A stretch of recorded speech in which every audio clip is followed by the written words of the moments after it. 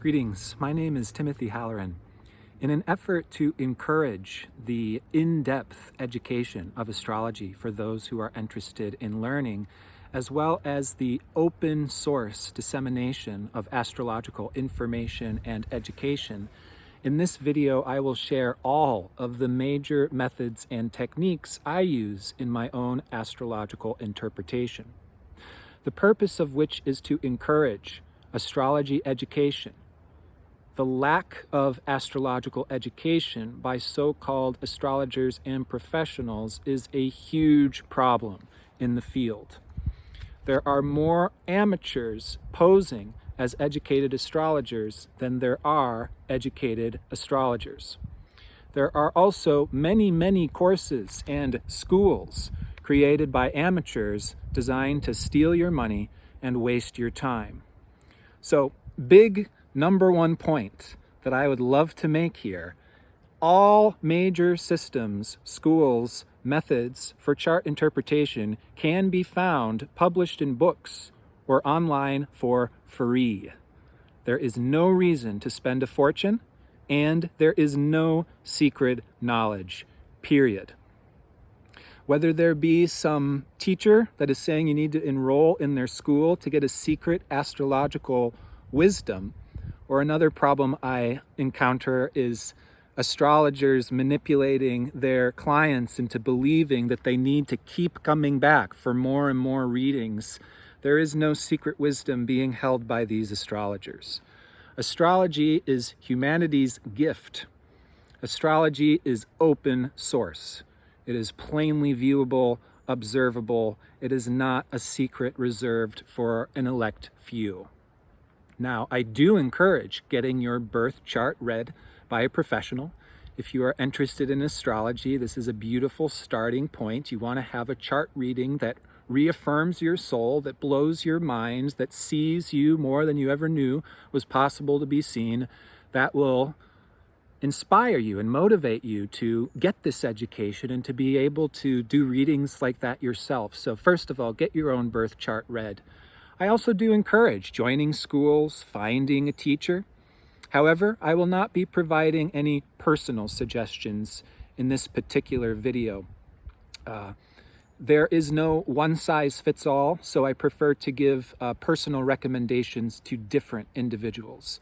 However, I will absolutely point to the major founders of the branch of astrology which I do practice, which is evolutionary astrology.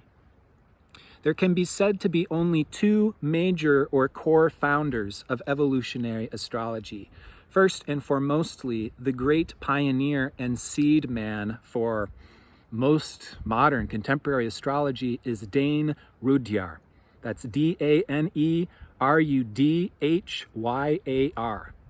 Dane Rudhyar really pioneered the foundation in the system that was further developed and refined by the indispensable Geoffrey Wolf Green. So Dane Rudhyar and Geoffrey Wolf Green are the founders of the branch of astrology which I practice. Most of their major work, writing, and contribution is available online for free if you can perform some simple Google searches. Google's your best friend here. Dane Rudhyar published a number of invaluable books. He created the branch known as humanistic astrology, out of which evolutionary astrology has grown its roots. Rudhyar developed an in-depth working knowledge of the Zodiac and planetary aspects being reflections of evolutionary cycles, progression, and the foundation of nature. It's all reflected through humanity. Okay. Though his astrology was centuries ahead of its time, Dane Rudhyar was a polymath who is most renowned for his contributions and developments to music theory, and is most known for his music, compositions, paintings, and poetry. Now, Geoffrey Wolf Green wrote the book on Pluto. His books, Pluto I and Pluto II, The Evolutionary Journey of the Soul, are his magnum opus publications. He also published books on Uranus and Neptune. The focus of Jeffrey Green is the unconscious, that is to say, the depth of the soul. Not just what, but why we experience the themes and patterns in life that we do, and how all of this is rooted in the evolutionary journey of the soul. Evolutionary astrology frames the birth chart as a symbol for the soul, our evolutionary journey, all of our past lifetimes, as well as the relationship between the past, present, and future, is all revealed in this snapshot, this moment in time that is our birth chart. Now here I will share the basic structure of chart interpretation, and this is what is taught and provided through Jeffrey's School of Evolutionary Astrology.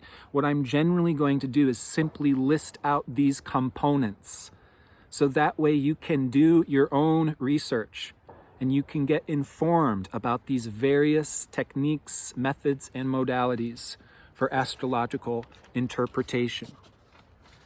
Something that's really core in evolutionary astrology is that the zodiac does reflect an evolutionary progression. That does not mean that Pisces souls are more evolved than Aries souls, so on and so forth. It means that the progression of the zodiac is an interconnected cycle that is reflected in all forms and experiences of life, reflects the cycle of the zodiac. A very in-depth understanding of the zodiac, I have to say, is what makes the difference of a concrete astrological education. The archetypes of the planets, the zodiac signs, are like black holes that we learn about and get deeper and deeper and deeper into all throughout our life. One of the approaches provided in EA that allows for this in-depth understanding of the zodiac is an understanding of how the zodiac functions through polarity. The 12 zodiac signs can be reduced to 6 fundamental polarities, and by understanding that these polarities are reflections or opposites of one another, we get a whole new depth and appreciation of the zodiac. So for example, Aries is opposite to Libra. Aries is ruled by Mars, individuality, uniqueness, freedom, desire, whereas Libra, ruled by Venus, has everything to do with collaboration, listening, sharing, reflection. So this is a self-other polarity. Now, where the lower octave of any sign is experienced is when there is not a balance of the natural zodiac polarity. So Aries out of balance with Libra is arrogant, selfish, not caring, not listening to others. And that's where we get these negative reputations of Aries or Mars.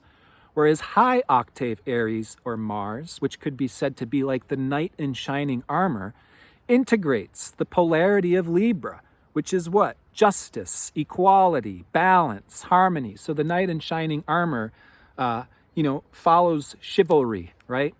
There is a defending of the outspoken, the downtrodden. That's what the knight in shining armor does. That's high octave Mars, Aries. Shadow Libra, on the other hand, too much listening, too much, absorbing of other people. We can lose our self-identity. We can lose our value system, absorbing the value systems of others. So high octave Libra has to have that balance in self and other. High octave Libra needs to integrate Aries and Mars to protect and defend one's own individuality and core desires. So that's a really brief, simple example of looking at 2 zodiac signs in polarity. We can look at all of the zodiac signs in this way to get really, really in-depth understanding of life. Taurus is integration, processing of transformation and change by clearing space, settling down, slowing down, whereas Scorpio is intimacy, connection, transformation, drama, intensity. Gemini is the left brain, thinking, communicating, breaking the surrounding environment into bits and pieces of information, language. Sagittarius, the right brain, intuition, information that seems to drop from on high, attunement to natural laws, bird's eye view perspective, etc. Okay, so the zodiac, we get very, very in depth in the zodiac through an understanding of polarity. What's super important in evolutionary astrology is the moon's nodes. The moon's nodes is always going to reflect a polarity. Now, the polarity in the moon's nodes by house and sign, the questions, the conflicts, the struggles, the complexes that clients bring into readings almost always are reflected in the themes, the polarity of the moon's nodes and the houses. Another really, really important method for chart interpretation is planetary rulerships. Now, I use modern rulerships, okay? Traditional astrology uses 7 planets. Modern astrology includes Uranus, Neptune, and Pluto, okay? So I use modern rulerships, which means Pluto rules Scorpio, Uranus rules Aquarius, Neptune rules Pisces. By looking at planetary rulerships, there are hierarchies revealed in our chart that we otherwise could not locate. So, for example, if we see, Saturn in his own sign of Capricorn and a bunch of other planets in Capricorn, those planets are looking up to Saturn. Through rulerships, there is a hierarchy. If we saw Venus in Mars' sign of Aries, that Venus is looking up to Mars. And if we saw Mars in the same chart in the sign of Sagittarius, that Mars is looking up to Jupiter.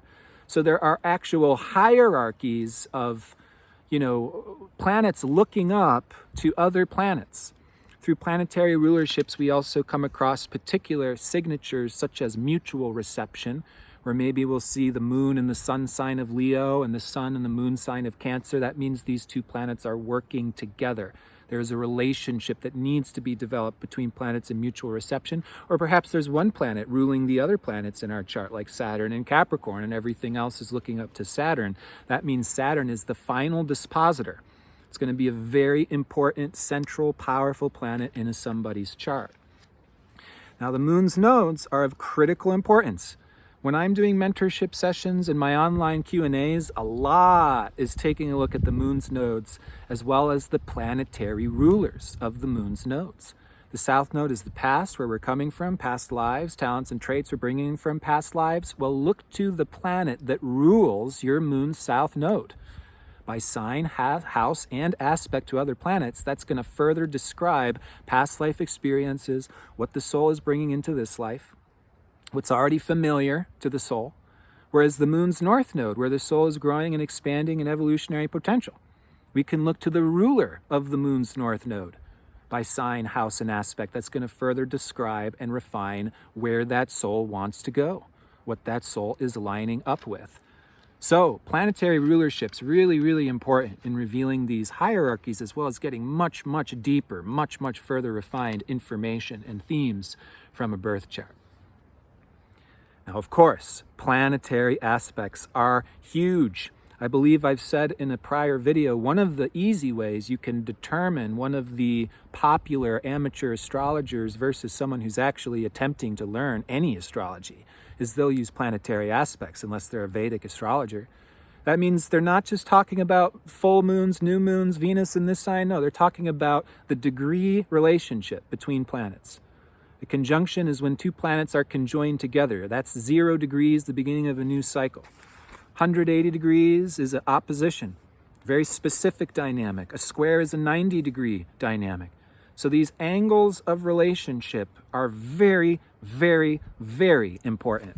Whether that be in our own birth chart, transiting planets, this is how we really get a tremendous depth of insight.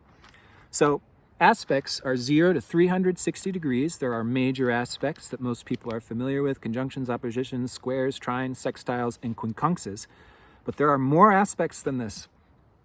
There are quintiles, septiles, biquintiles. So we can really, really, really refine specific themes and intentions through these planetary aspects. Here's another thing that really goes overlooked in pop astrology. Aspects are either forming or separating.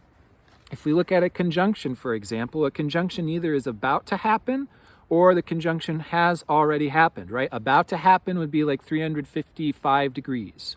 Conjunction 0 degrees, 5 degrees would be a separating conjunction.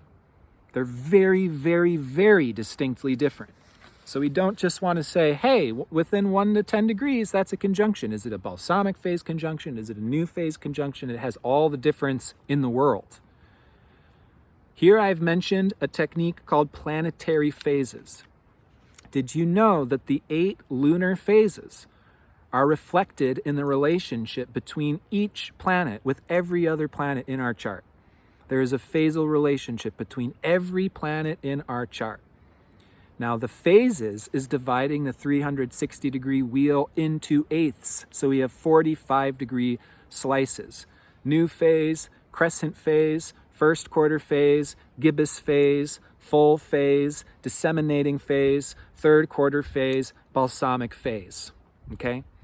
Those 45 degrees further refines the planetary aspects. So no, there's not just squares, 90 degrees. There's also first quarter square, third quarter square, right? There's a difference between a first quarter half moon and a third quarter half moon. It's not the exact experience or phenomenon. These get very, very, very specific as they reflect evolutionary cycles. The first degree quarter, crisis in consciousness, crisis in action, is very, very different than the third quarter square, crisis in consciousness. There are actually 4 different types of squares. You can have before a 90-degree square has formed, that's a crescent phase square. After the 90 degrees square has formed, that's a first quarter phase square. There are also before the third quarter square has formed, that's a disseminating phase square. Or there is after 270 degrees, the third quarter square is formed. That is a third quarter square. The first one is a disseminating square into a third quarter square. So there's 4 different types of squares, 2 different types of oppositions, different types of trines, different types of conjunctions. When you bridge together the 8 planetary phases, and again, all 10 planets will have a unique phasal relationship to every other planet. Most planets will have an aspect relationship to one another. So we're actually multiplying 10 planets times 10 is 100 unique aspects, phasal relationships between each and every planet to each and every other planet. That's 100 layers we're talking about now via just the method of planetary aspects and planetary phases. Now there are also specific planetary pairs. This is an important method. Each planet's relationship to every other planet, well, some of those planets' relationships are more or less important or highlighted, we could say. For example, the relationship between the sun and the moon. This is what we're noticing every month with new moons and full moons. Well, the moon-sun cycle is one of the most fundamental cycles that reflects our self-expression, our personal relationship, the integration of our inner emotional content, moon, and how that aligns with our purpose and our self-expression, the sun.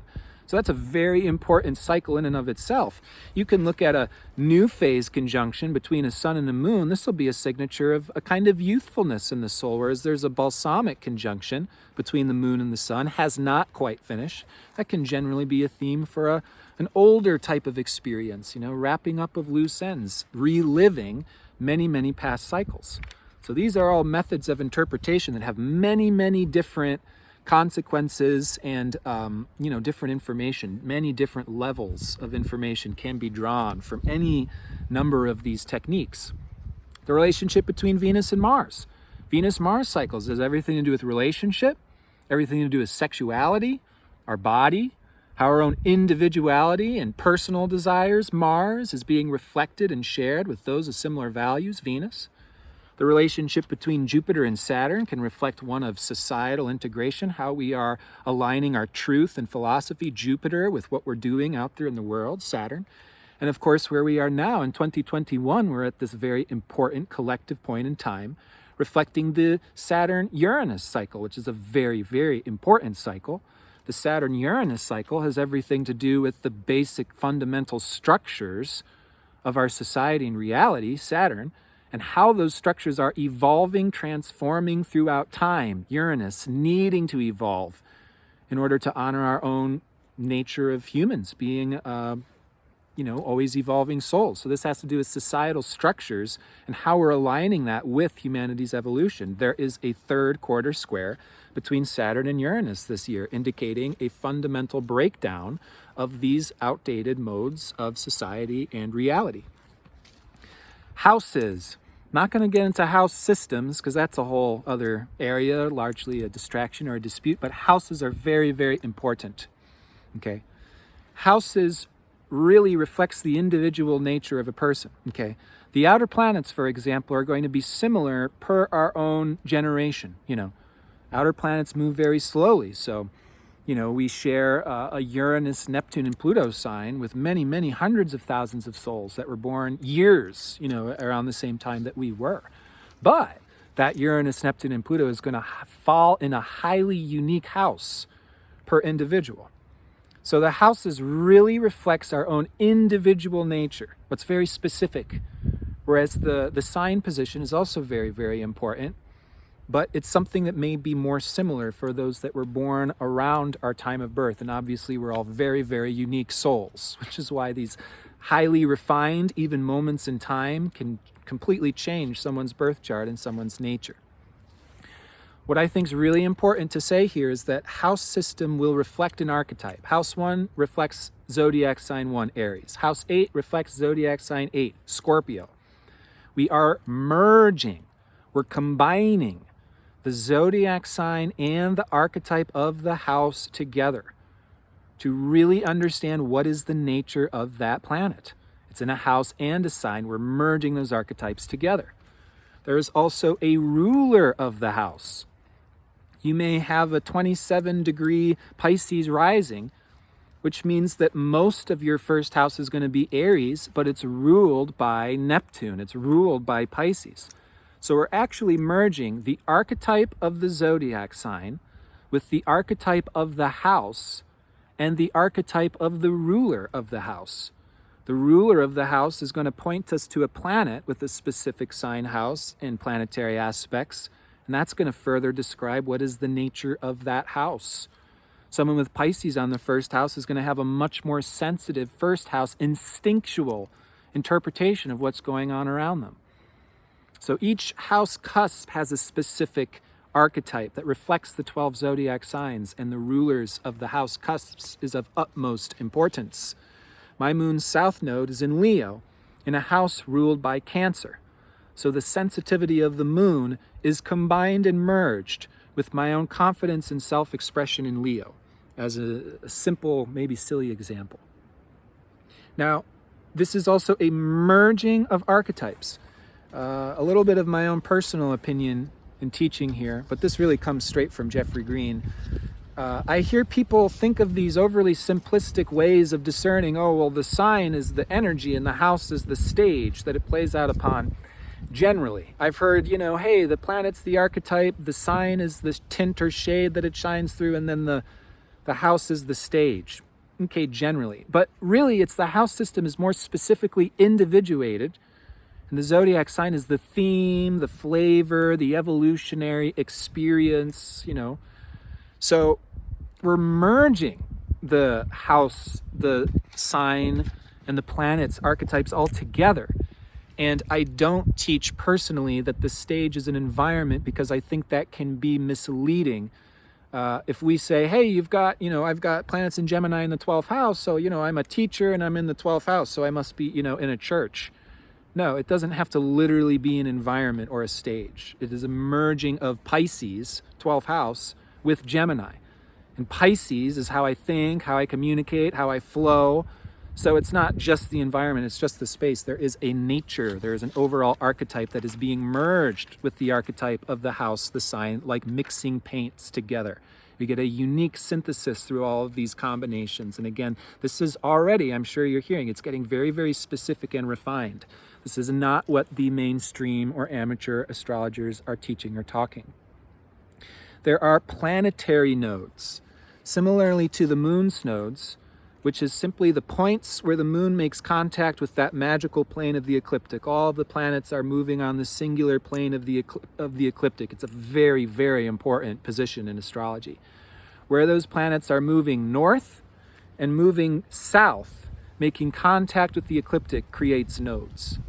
All nodes reveals evolutionary dynamics. Okay, so the moon's nodes is the evolution of our own individual soul. The moon reflects our identity, our ego, our personality. There are also planetary nodes. We have interplanet planetary nodes that reveals the evolutionary journey of that particular planet's function. The outer planets have planetary nodes that are the same for each and every one of us. They move very, very slowly. The nodes of Pluto, for example, are correlated with astrological ages and take roughly 2,500 periods of time to transit any particular sign or polarity. So outer planetary nodes reveals mass collective evolutionary dynamics.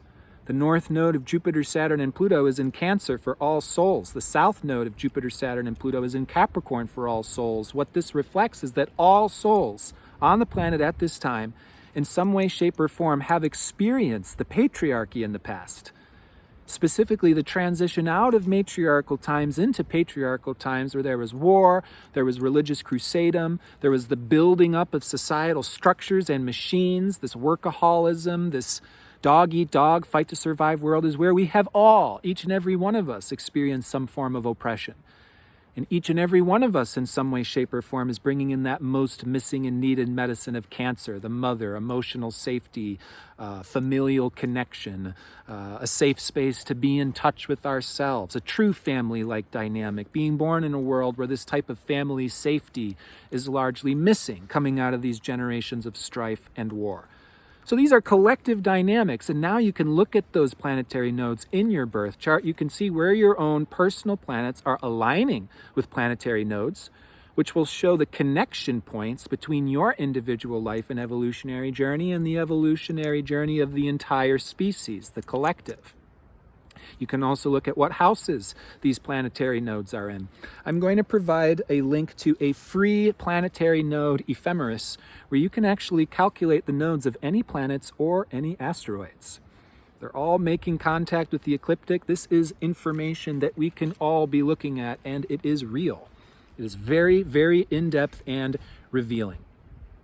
Finally, it must be mentioned that in evolutionary astrology, there are very specific relationships and dynamics between the moon's nodes, other planets, and Pluto.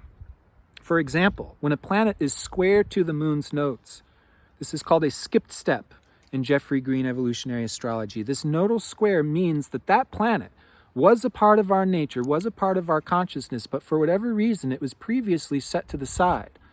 This is quite often a result of oppressive past experiences or traumatic experience. Any planet square the moon's nodes is going to reveal really important bottom line dynamics in our chart, in our lifetime.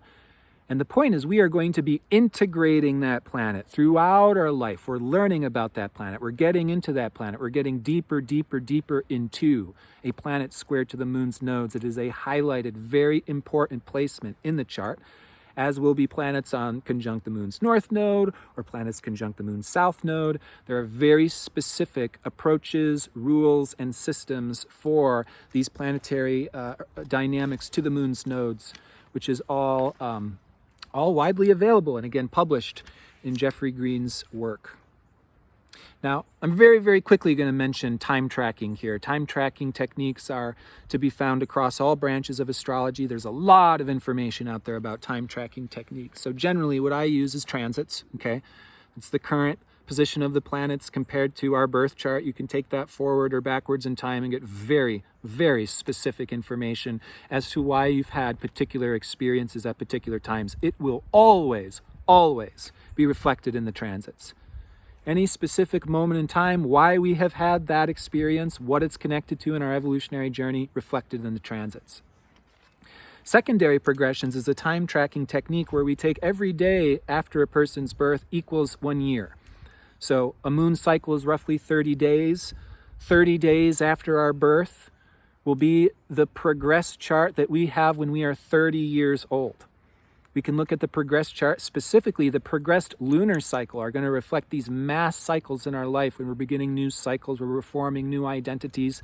And the progress chart shows this deeper, more internal evolutionary unfolding that does take place all throughout our life. There's also a technique called solar arcs that I don't personally get too much into. Astrological ages is a big, big thing. We hear everybody talking about the age of Aquarius. Again, astrological ages are also correlated with the nodes of Pluto. This is a time tracking technique that looks at the actual positioning of the constellation. What constellation is on the ascendant on the spring equinox? Because astrologers know about progression of the equinoxes, the actual movement of the constellations, the movements of the stars themselves through the zodiac, where the tropical zodiac is fixed. The tropical zodiac is the annual relationship between the sun, earth, and the seasons. So we can track the movement of the constellations and the stars through the fixed zodiac. Astrologers know about progression. It's an important time tracking technique. It is reflected through the phenomenon of astrological ages. Okay, so this has been a little brief 30-minute video, but I put out some suggestions here, and there will be more to come. I answer questions about all of these techniques and use personal chart examples every month in my live Q&A for my community. I also offer personal mentorship sessions through my website. But if you're passionate, interested, excited, go for it. Nothing is stopping you. The information, resources are available. They are to be found. You can get a thorough astrological education yourself if you truly care to show up, do the research, test out what's working and what isn't, work on your own sore points and blind spots. This is not secret wisdom. It does not need to cost you a fortune. Astrology is humanity's gift. I do not want any of this hidden or secret or in my possession. Personally, I find it very, very easy to identify those rare few who will learn to use astrology proficiently. They are simply those who possess the burning desire to do so. And they do not settle for less.